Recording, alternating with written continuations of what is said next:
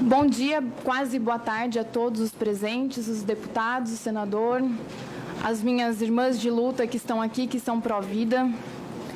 Eu tinha todo um discurso feito aqui, mas eu resolvi não fazer, porque eu prefiro falar de coração. Eu vim aqui hoje dar o meu quase um testemunho de vida, resumido em 15 minutos. E eu gostaria de falar que a minha história não começou comigo, a minha história começou com a minha mãe. A minha mãe, ela se casou com um homem que não foi muito bom para ela. Minha mãe foi vítima de violência doméstica. Minha mãe tem o braço quebrado, o nariz quebrado. Minha mãe foi estuprada pelo meu pai diversas vezes. Engravidou 3 vezes e com muita dignidade pariu os 3 filhos. Eu sou muito grata à minha mãe porque ela assumiu a responsabilidade de seus atos e não pensou em abortar, mesmo em todas as dificuldades muito ruins que ela passou na vida. Eu vim de um lar completamente desajustado e violento. Tenho um irmão, as pessoas não sabem, eu tenho um irmão que é adicto em crack. Sofri muito na mão dele, junto com os meus pais, que ainda sofrem. Apanhei muito, meus pais apanham, dele até hoje. Sofremos muito com esse tipo de problema. Saí de casa cedo. Aos 17 eu estava na prostituição para fugir de casa, para tentar um mundo melhor. E nesse contexto todo eu conheci o feminismo. Eu achei aquela ideia maravilhosa, aquela ideia de empoderamento da mulher, aquela ideia de que as mulheres têm que ser independentes, que as mulheres têm que ter poder, têm que ter voz. Eu me apaixonei por aquilo e fiquei 4 anos militando dentro disso. Acho que hoje em dia a principal pauta do feminismo no Brasil é o aborto, é a questão do aborto. Todos nós sabemos que isso não é à toa. Existe um grande financiamento internacional de ONGs que querem mesmo mudar a legislação do nosso país. Eu já citei em vídeos meus no YouTube, nome por nome de cada ONG, de cada pessoa que é responsável pela movimentação de até 37 milhões de dólares para promover o aborto aqui no Brasil.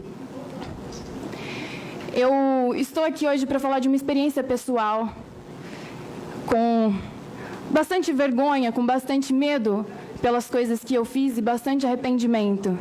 Eu me encontrava numa situação completamente assustada, amedrontada, no término de um casamento, de um relacionamento abusivo.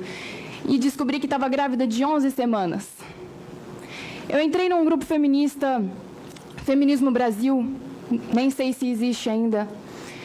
Eu estava com muito medo e eu queria muito que as pessoas lá pudessem me ajudar. O meu ex-marido estava me colocando para fora de casa, estava com outra. Eu grávida de 11 semanas, eu não tinha ideia para onde eu ia, eu não podia voltar para minha casa no interior de São Paulo por conta desse irmão que tem problemas com drogas. Eu não queria mais ficar morando de favor na casa dos outros, eu estava completamente desesperada. E eu pedi ajuda nesse grupo. E a coisa que eu mais ouvi, um comentário após o outro, foi: aborta, porque isso não é uma vida, isso é um amontoado de células. Eu fui nesse grupo buscando qualquer tipo de ajuda, um lugar para dormir, um alimento. Eu nem sabia que existiam pessoas como a Doris ou como a Rose, porque talvez se eu soubesse, eu não teria estragado a minha vida do jeito que eu estraguei. Eu fui num grupo feminista procurando ajuda, procurando um emprego, procurando um abraço de amigas. Mas o que eu encontrei foram 4 comprimidos de Citotec. E eu recebi esses comprimidos de uma médica, uma ortopedista. E eu fiz a pior coisa que eu poderia ter feito na minha vida. E enquanto eu engolia aquela espuma de Citotec, eu ia me arrependendo tanto, de uma maneira inexplicável, que é tão difícil de falar, mas se eu tivesse conhecido as iniciativas pró-vida antes, eu nunca teria feito isso. Eu nunca teria feito isso. E não adianta, as pessoas que estão aqui presentes nunca vão saber a dor de passar por esse tipo de arrependimento. E questiono que mais do que levantar cartazes é fazer o que essas 2 mulheres fazem. Não basta ficar o dia inteiro brigando com homens no Facebook, achando que vão salvar as mulheres ou que vão fazer alguma coisa de bom para as mulheres. Eu sei que o Estado é laico, mas eu nunca achei que fosse dentro de igrejas que eu fosse encontrar pessoas que fazem muito mais pelas mulheres do que o movimento feminista tem feito.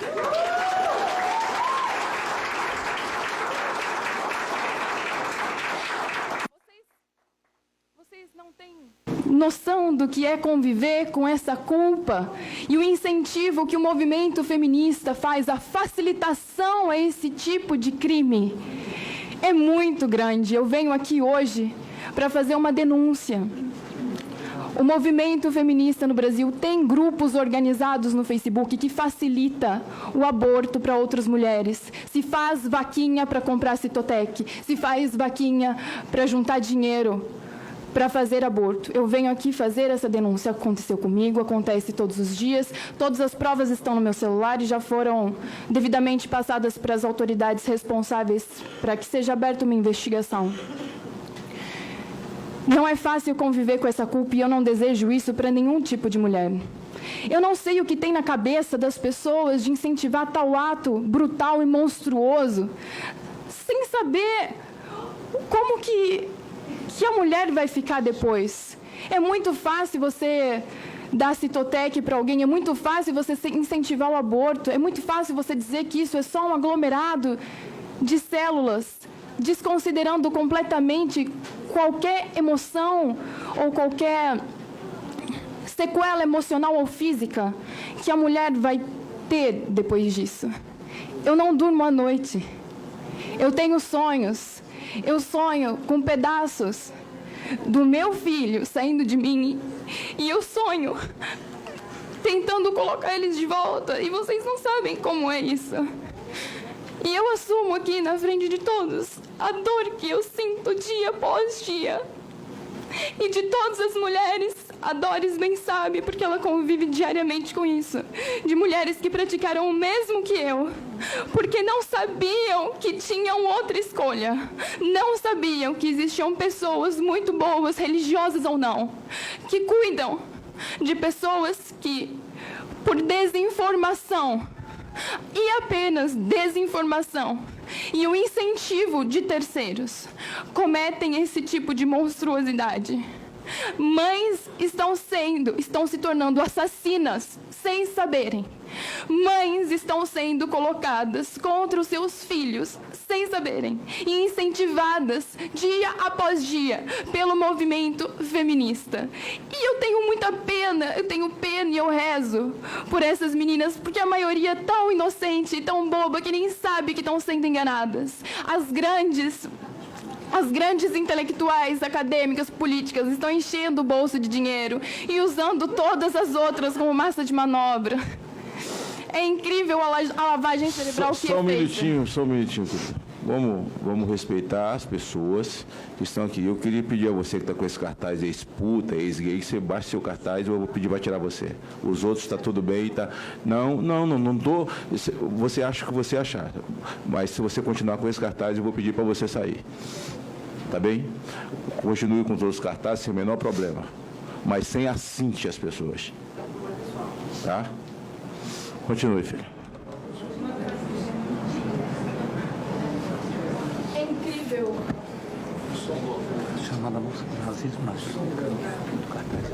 É incrível como a gente pode ver o ódio carregado. Eu gostaria de questionar algumas coisas. A primeira delas... Só um minutinho, eu queria pedir também, essa coisa de nazista é crime, você sabe disso. Então, com todo respeito a você... Deixa eu... Filha, vá você e avise. Se você falar de novo, eu peço para tirar você. Ninguém vai bagunçar isso aqui. Desculpe, não vai. Não vai. Então, com todo respeito, né, você, continue com aquele outro cartaz, aquele outro seu. Baixe esse aí, tá bom? Não, depois eu... Não, deixa... Mas ela tá... Escute, pera aí. Deixa eu falar com você. É porque ela deixa, por favor, deixa ela fazer a fala dela. Esse tipo de cartaz eu não vou aceitar, tá bem? Continua. Não tem pela ordem, não, filha. Você não tem palavra aqui, não. Desculpe, não tem nada de pela ordem. Entendeu? Não tem, não. Desculpe. Não, filha. Vocês vão ter a palavra. Tem três aqui escritos para ter a palavra. 3 vão ter a palavra. Só. Continue. Eu te agradeço lá, tá, filha? Eu gostaria de chamar a atenção para o ódio disseminado. Eu acho muito... Chega até a ser cômico o comportamento das pessoas ligado ao que elas pensam, porque os pró-vidas estão aqui, em nenhum momento eu vi eles ofendendo ninguém e nem tumultuando essa comissão. Eu acho que os valores morais, eles são importantes, são de extrema importância. Um outro questionamento que eu gostaria de fazer são com relação às mentiras feministas, especialmente as estatísticas e falsas estatísticas. Eu confesso que eu nunca fui muito boa de matemática, mas se alguém quiser pegar papel e caneta e fazer um cálculo rápido, eu gostaria de questionar as estatísticas expostas pela doutora Melânia, porque se fosse realmente desse jeito, a nossa população estaria diminuindo, não estaria, aumentando.